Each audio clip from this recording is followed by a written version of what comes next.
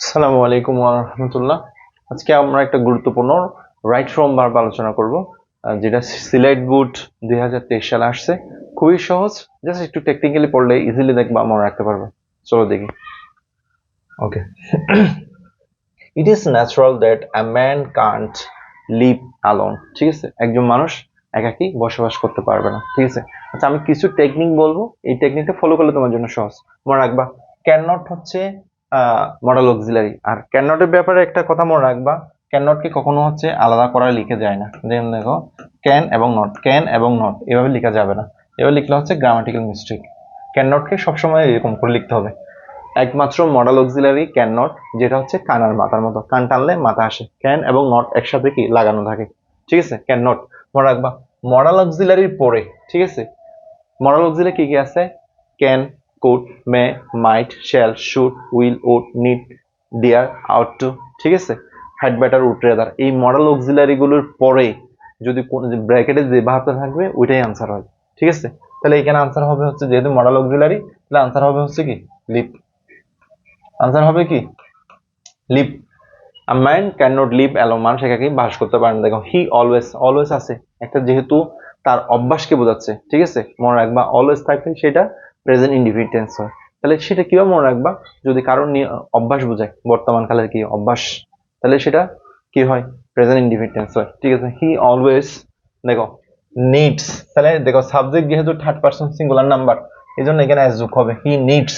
ঠিক আছে, আর কোম্পানি তার একটা সঙ্গী দরকার, হি হ্যাজ টু। মনে রাখবা এম টু, দেখো হ্যাভ টু, হ্যাজ টু। ঠিক আছে, had to, am to, is to, are to, এগুলো হচ্ছে অক্সিলারি ভার্ব মডেল। এরপরে হচ্ছে কি তোমার কি হয়, যে ব্র্যাকেটে যেটা থাকে এটাই আনসার হয়। হি হ্যাজ টু এক্সপ্রেস, তাহলে এটাই আনসার। ঠিক আছে, এক্সপ্রেস হিজ থট, তার চিন্তা, and ideas, thought and ideas, তার চিন্তা চেতনা। ঠিক আছে, আচ্ছা এরপর দেখো একটা কমা দিয়ে দিছে না, তাহলে মনে রাখবা কমার পরে যদি কোনো গ্যাপ থাকে ওটা তুমি ইনফিনিটিভ দিয়ে করতে পারবা অথবা জিরান করতে পারবা। ঠিক আছে, ভার্বের সাথে আইএনজি। তাহলে দেখো এটার সাথে আইএনজি করলে কি হবে? থিঙ্কিং অফ, থিঙ্কের সাথে কি আইএনজি করলে কি হবে? Thinking of other while the others, দেখো আদার্স আর আছে, তাহলে এখানে বি আছে, বি মানে হচ্ছে অ্যামিজার ওয়াজ ওয়ার, তাহলে এখানে হবে হচ্ছে কি আর। বুঝে গেছে? আচ্ছা, দ্য সেম নিডস, হি, দেখো যেহেতু সাবজেক্টটা এখানে হি আছে, এখানে ভার্ব হ্যাভ আছে, তাহলে হির সাথে কি যায়? Has. He has also the needs of other for ensuring. দেখো ফর হচ্ছে প্রেপোজিশন, মনে রাখবা প্রেপোজিশনের পর ভার্ব আসলে সবসময় কি করতে হয়? আইএনজি করতে হয়। আর আইএনজি করার সময় মনে রাখবা এখানে যেহেতু এনশিওর দিছে, দেখো ই এন শিওর। দেখো লাস্ট একটা, দেখো এটার সাথে আইএনজি করার সময় এই যে দেখো আইএনজি এখন কিন্তু ভুল হয়ে গেছে, যেহেতু ই আছে ইটা মুছে দিতে হবে, ই মুছে আইএনজি করতে হবে, তাহলে কি হবে? Ensuring. In the same way, একইভাবে ধরো তোমার ভার্ব মেক আছে, তাহলে মেক থাকলে আইএনজি করার সময় ইটা কি করবা? মুছে দিবা, এই যে ইটা কাটা, তাহলে কি হবে? মেকিং। বুঝা গেছে? ওকে, তাহলে এটা কি হবে? এনশিওরিং। আচ্ছা, ensuring there safety and comfort. ঠিক আছে, হি ইজ বাউন্ড টু, মনে রাখবা বাউন্ডের সাথে, বাউন্ড মানে হচ্ছে বাধ্য, বাউন্ডের সাথে হচ্ছে টু বসে, অ্যাপ্রোপ্রিয়েট প্রেপোজিশন।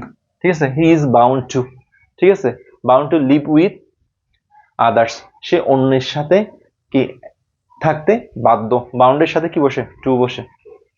আচ্ছা, আদার্স, দেখো টু মেক অ্যাডমিনিস্ট্রেশন, দেখো আদার্স অন্যের সাথে তাদের করতে, to make administration and it is, মনে রাখবা ইট আছে, এরপরে গ্যাপ, এখানে কল পাইছো। ঠিক আছে, দেখো সাবজেক্ট হিসাবে তুমি কি পাইছো?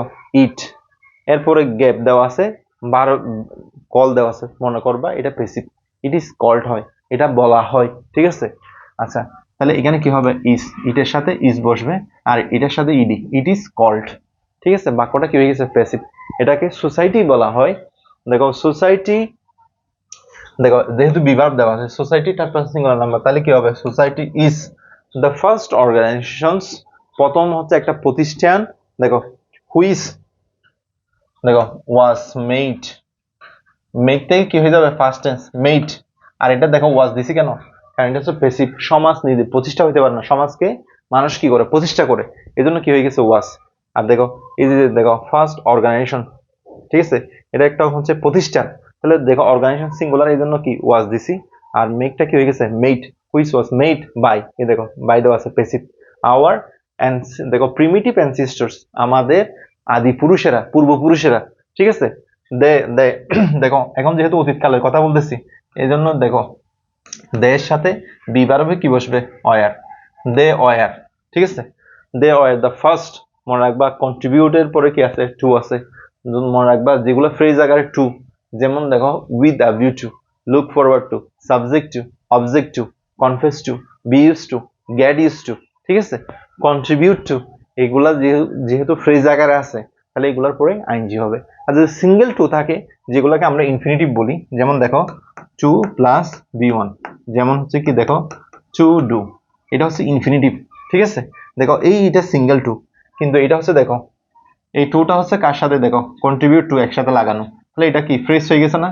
যদি ফ্রেজ আকারে টু থাকে, ওই টু এর পরে কি হয়, আইনজি হয়, ঠিক আছে। আচ্ছা, তাহলে এখানে হবে হচ্ছে কি দেখো ডেভেলপিং, এটার সাথে আইনজি করে দেবে, কন্ট্রিবিউট টু ডেভেলপিং সিভিলাইজেশন, সমাজ প্রতিষ্ঠায়, ঠিক আছে।